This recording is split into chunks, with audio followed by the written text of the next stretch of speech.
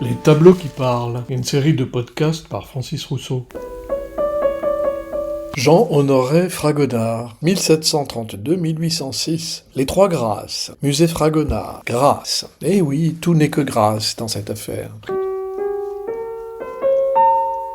Ah, les Trois Grâces, surnommées tour à tour par des esprits caustiques les Trois Garces, ou les Trois Grassouillettes, ou même les Trois Surcharges pondérales, elles ont eu droit à tout. Soyons clairs, leur seul nom mythologique grec est les Charites, et leur nom latin les Graciae. Voilà, c'est tout. Je ne veux plus entendre un bignou. Les Grâces, ou les Charites, sont en réalité les déesses de la beauté, du charme et de la créativité assemblées avec des majuscules partout. Oui, bon, ça va. Elles ne sont pas pour autant anonymes, puisque des noms s'attachent à la fonction que chacune d'elles incarne. Jeu de main, jeu de vilain. Ainsi, de gauche à droite, et bien que Fragonard ne les ait pas nommés explicitement dans son tableau, on peut supposer que l'on retrouve à gauche Thalie, incarnant la floraison, qui déploie sa guirlande de roses blanches et d'églantines sur ses copines.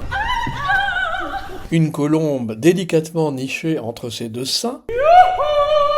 Mais oui, regardez bien. Au centre, Aglaé, incarnant l'éclat, est donc la seule des trois qui révèle son corps de la tête aux pieds, avec une rose placée au bon endroit dans le goût de Google.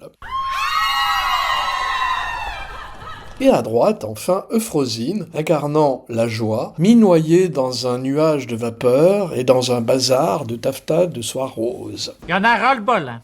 Car ici, tout est rose, beige, lavande délavée, blondeur lumineuse, pastel et blancheur virginale. Bref, tout n'est que grâce. Et ce tableau est même le triomphe du genre rococo français.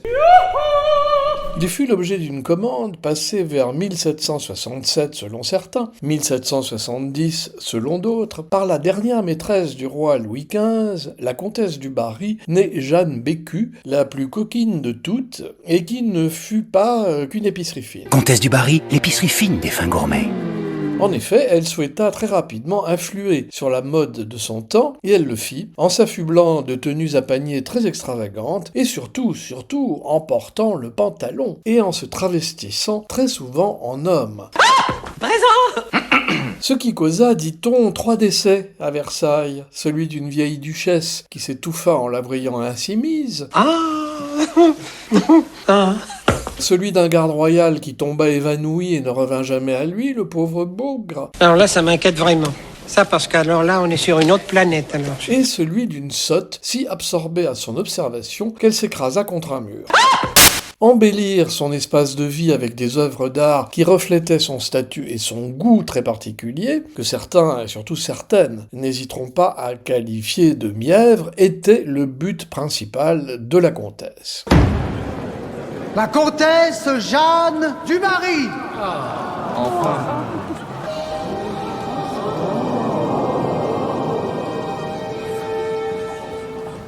La comtesse du Barry bouleversa bel et bien la mode de son temps et influa sur les arts entourés du délicat Fragonard, de François-Hubert Drouet, qui fit 7 portraits de la comtesse, dont un en homme, de Dagoty et d'Élisabeth Vigier-Lebrun, qui fit 3 portraits d'elle à Louvciennes. Elle contribua aussi à l'essor remarquable de la manufacture de Sèvres et commanda de nombreuses pièces de mobilier au menuisier en siège Louis Delannoy, aux ébénistes Martin Carlin et Jean-François Leleu, et au bronzier Pierre Gouttière.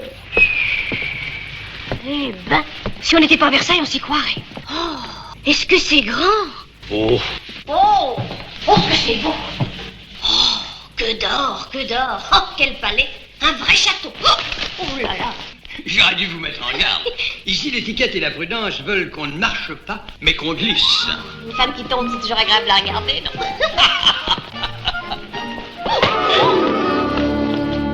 Lorsqu'elle commanda les Trois Grâces à Fragonard, ce fut dans le but de les faire figurer en dessus de porte, ce qui explique sa perspective particulière pour être vue en contrebas. et ce, avec 2 autres peintures qu'elle régla rubis sur l'ongle pour un montant de 3000 livres. La comtesse payait toujours cash. Ah bah un peu, que je veux mon neveu. La destination de l'œuvre reste contestée. Pour le musée du Louvre, qui en est le propriétaire depuis la grande saisie révolutionnaire des biens royaux, l'œuvre était destinée à décorer le château de Louvciennes, propriété de Madame du Barry, où elle coula des jours heureux après son exil de Versailles et jusqu'à son exécution. Allez, ah non, ah, Pépette, pas dans les zones de maman, ça y est, tombé, qu'elle est vilaine, hein? Oh, cette Pépette. Pour d'autres, l'œuvre était destinée à figurer dans l'appartement de Madame du Barry à Versailles, un lieu qui était le centre de la vie artistique et où l'art jouait un rôle clé dans la représentation du pouvoir et du goût. Madame du Barry l'aurait fait déménager à Louvciennes après la mort de Louis XV et son exil en 1774. C'est par ici qu'on sort? Et qu'on entre, oui. On entre. Ça n'est pas exactement une sortie. Ça serait plutôt... Une chambre à coucher. Voilà. L'œuvre est aujourd'hui en dépôt du Louvre dans le ravissant musée Fragonard de Grasse, Fragonard ne pouvant pas rimer avec autre chose que ravissant, bien entendu. Fragonard utilise une composition dynamique, où les figures sont disposées de manière à créer un mouvement très fluide. Les corps des Grasses s'entrelacent, ce qui renforce l'idée de connexion entre elles, voire même d'intimité. Les couleurs pastel et la lumière douce qui baigne la scène créant une atmosphère légère et rêveuse. Fragonard excelle dans l'utilisation de la surexposition lumineuse pour accentuer la beauté et la jeunesse des personnages qu'il peint, ayant très vite compris que l'excès de lumière masque rides, taches et difformités diverses. Y a quelqu'un, je vais? Allez-y, qu'est-ce que vous prenez vite, vous? Oh non, mais j'ai jamais vu ça, vous. Non, mais vous avez fait combien de séances? Vous êtes noire? Africaine? Ça doit jouer un petit peu, hein, automatiquement, hein. Allez-y, Pépette, reste là.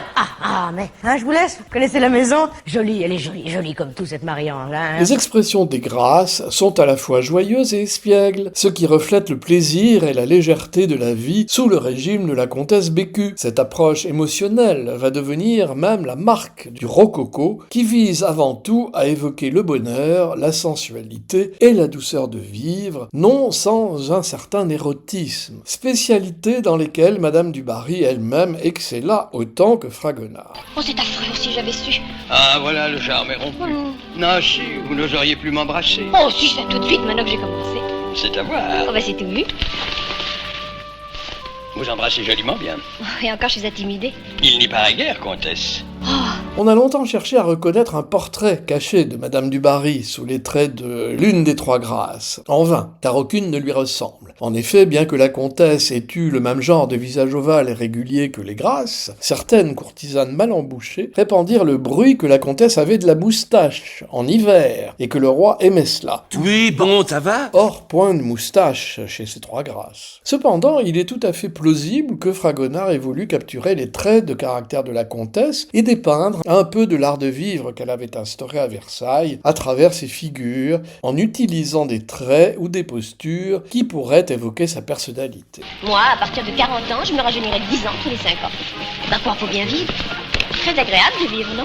Comme on peut pas vivre sans vieillir, autant vieillir que de ne pas vivre du tout, hein? Arrivée à la cinquantaine, la belle comtesse séduisait encore, mais dénoncée par son page, Zamore, qui figure avec elle sur un célèbre portrait, elle fut condamnée par la terreur le 8 Frimaire an 2, 8 décembre 1793. Sur l'échafaud, elle s'adressa au bourreau Samson. « Encore un moment, monsieur le bourreau ». C'est Samson qui le raconte dans ses mémoires, en stipulant aussi que son exécution, je cite, fut mouvementée et contribua à rendre le genre définitivement impopulaire. La comtesse pleura tant, se traîna à ses genoux pour conserver la vie, s'adressant au peuple qu'il aimait toujours, car elle en était issue. Ah bah un peu, que je veux mon neveu. Son discours fut si émouvant que la foule quitta l'exécution, ce qui était une première, et laissa la place quasiment déserte, à l'exclusion des 3 ou 4 habituels hystériques de service. Les mauvaises langues disent même qu'en dernier recours, la comtesse se jeta sur la braguette du bourreau pour tenter de lui offrir généreusement une petite friandise express, mais que celui-ci, en bon professionnel, esquiva le geste. On coupe, mais on garde quand même toute la longueur. Ce qui aurait fait dire Jeanne Bécu mourut comme elle avait vécu, en épicurienne, offrant ses charmes à ceux qui pouvaient avoir le plus d'influence sur le cours des événements qu'elle traversait. Alors je vous écoute, oui, on l'est, oui. Oui. Oui. Quant à Jean-Honoré Fragonard, il échappa de justesse à la terrible boucherie révolutionnaire en s'enfuyant à Grasse, dont il était forcément natif. Plus tard, grâce encore à l'intervention du peintre Jean-Louis David, il devint l'un des conservateurs du musée du Louvre. Il en sera chassé en 1805 par Napoléon, qui transforma le Louvre en musée Napoléon. Les trois grâces s'enfuirent donc avec l'Ancien Régime, mais d'autres n'allaient pas tarder à les remplacer. Oh, puis voyez, on est sans arrêt dans ce métier, coupé, sans arrêt. On ne peut pas tenir une vraie conversation.